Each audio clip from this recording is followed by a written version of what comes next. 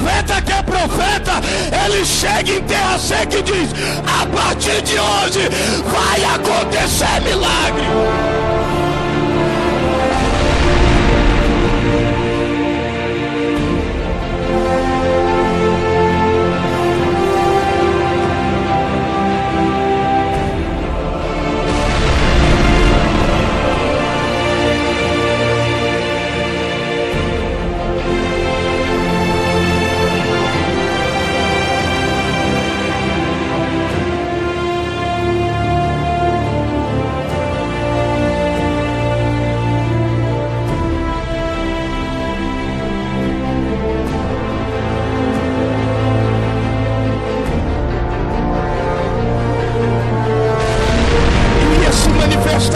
De uma maneira especial, porque até chegar nesse encontro que Isaías vai ter com Deus, Isaías era como os profetas dessa época, que ainda não tiveram um encontro com Deus, mas gosta de apontar a vida de A e a vida de B, gosta de apontar a vida de C e também a vida de D, não sabendo ele que a palavra do Senhor, ela não nos dá respaldo para apontar a vida de A, nem tampouco a vida de B, mas a Bíblia diz que nós devemos ajudar aqueles que são mais fracos.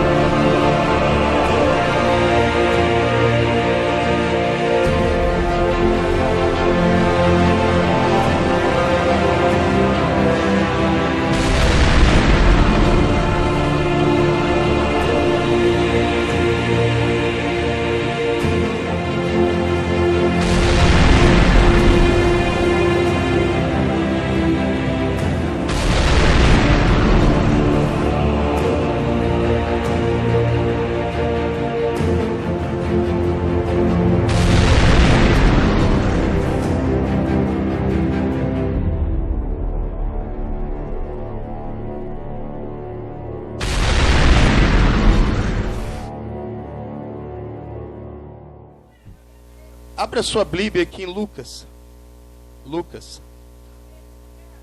Lucas capítulo de número 2, versículo de número 40. Lucas capítulo de número 2. Lucas capítulo de número 2, versículo de número 40.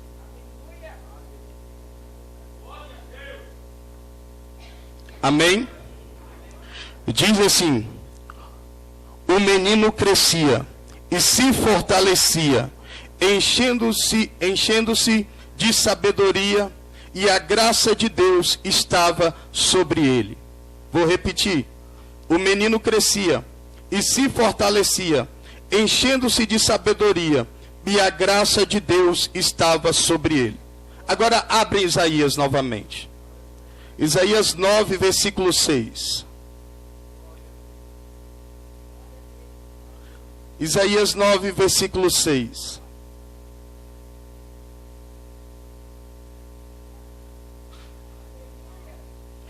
Isaías, capítulo de número 9, verso de número 6.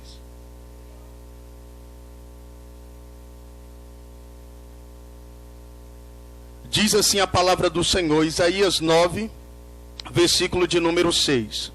Porque eis que um menino nos nasceu, um filho se nos deu, o principado estava sobre os seus ombros, e o seu nome será Maravilhoso, Conselheiro, Deus Forte, Pai da Eternidade, Príncipe da Paz.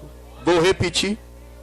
Porque um menino nos nasceu, um filho se nos deu, o principado estava sobre os seus ombros, e o seu nome será Maravilhoso, Conselheiro, Deus Forte, Pai da Eternidade e Príncipe da Paz. E é por isso que nessa noite, querido, eu trouxe a história desse profeta porque eu acho a história dele muito importante para a minha vida e para a nossa vida, para a minha vida e para a sua vida, para todos aqueles que hoje faz parte de um projeto de salvação. Todo aquele que faz parte de um projeto de salvação está encaixado aqui debaixo dessa palavra que está no livro de Isaías. Agora permita eu falar algo antes do livro de Isaías que acontecera em uma terra chamada Israel, em uma terra chamada Jerusalém. Diz a palavra do Senhor que em tempos passados havia no livro do Levítico pessoas que não adoravam a Deus como deveria ser adorado,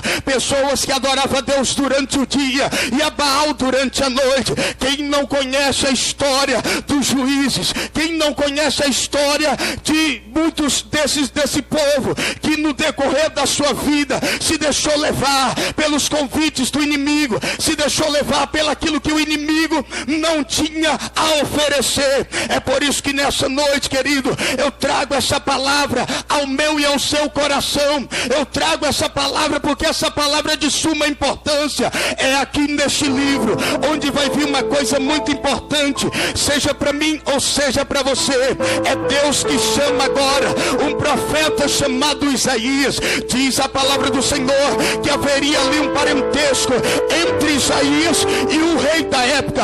O rei da época se chamava Uzias. O rei da época se chamava Uzias. Diz a palavra do Senhor que no ano que morreu o rei Uzias, o profeta Isaías, ele viu ao Senhor assentado num alto e sublime trono. A partir daquele dia, a história desse profeta foi mudada, porque a partir daquele dia, o Senhor ia se manifestar de uma forma poderosa na vida daquele profeta. O Senhor ia se manifestar de uma maneira especial, porque até chegar nesse encontro que Isaías vai ter com Deus, Isaías era como os profetas dessa época, que ainda não tiveram um encontro com Deus, mas gosta de apontar a vida de A e a vida de B, gosta de apontar a vida de C e também a vida de D, não sabendo ele que a palavra do Senhor, ela não nos dá respaldo para apontar a vida de A, nem tampouco a vida de B, mas a Bíblia diz que nós devemos ajudar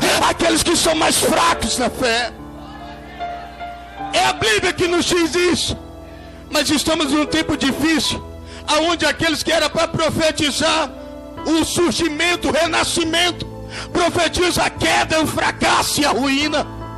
Aqueles que eram para profetizar que Deus vai fazer coisas grandes, empresta o seu coração a demônios e tem no seu coração espíritos de inveja, pessoas que fazem oração contrária, pessoas que torcem ao contrário, pessoas que não se alegram na vitória e nem na felicidade do outro, pessoas que desejam aquilo que é do outro, pessoas agora que não tiveram ainda um encontro com Deus e tem um encontro com algum espírito, mas ainda não é o Espírito Santo de Deus.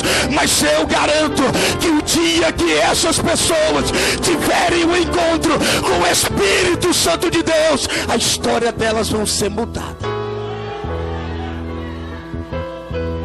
Porque todo aquele que o Espírito Santo chega na vida dele, a história é mudada. É por isso que vivemos num tempo onde a igreja, eu tenho sentido tristeza.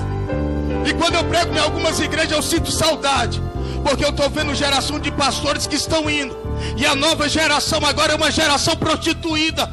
Pastores prostituídos, profetas prostituídos, profetas que não têm comunhão com Deus, não têm comunhão com o Espírito Santo, se vendem por um envelope, só profetiza agora chave e carro. E eu fico com tristeza, eu fico triste, porque eu estou vendo uma geração de pessoas que pagavam o preço de verdade, e essa geração está indo, enquanto uma nova geração de mercenários tem se levantado. Mas Deus, Jesus um dia disse a Pedro: esta é a minha igreja, e as portas do inferno não vão prevalecer contra ela. Essa é a igreja do Senhor, e o diabo não vai roubar aquilo que você tem. Essa é a igreja do Senhor. E o diabo não vai fazer separação de casais, porque agora a profecia da época é essa: não deu certo, Deus tem outra para você. Não deu certo, separa, Deus tem outra para você mais bonita. E o que eu fico mais assim indignado com essa situação é porque os profetas nunca tem uma mulher pretinha, feinha, do cabelo duro. É sempre uma loirinha de olho claro. Nunca é uma desviada que está voltando para a presença de Deus. É sempre aquela, é sempre uma levita, uma profeta. Para desse negócio. Deus não chama pessoas capacitadas, Ele chama os incapazes para poder capacitar. Ele chama os incapazes. É por isso que algumas pessoas, é por isso que tem tido muito divórcio no meio do povo de Deus. Nunca se teve tanto divórcio no meio do povo de Deus. Sabe por quê? Porque escolhe pela língua estranha, escolhe pelo sapateado, não busca conhecer, não busca estar perto da pessoa e saber quem é ela. Já não se ora mais, já beija e vai para a cama, depois casa. Alabraia Súria. Essa é a geração, essa é a igreja do século 21. Uma igreja prostituída, uma igreja que está como no livro dos Juízes. Adora-se a Deus numa festividade de um culto, mas nas madrugadas estão visitando sites pornográficos.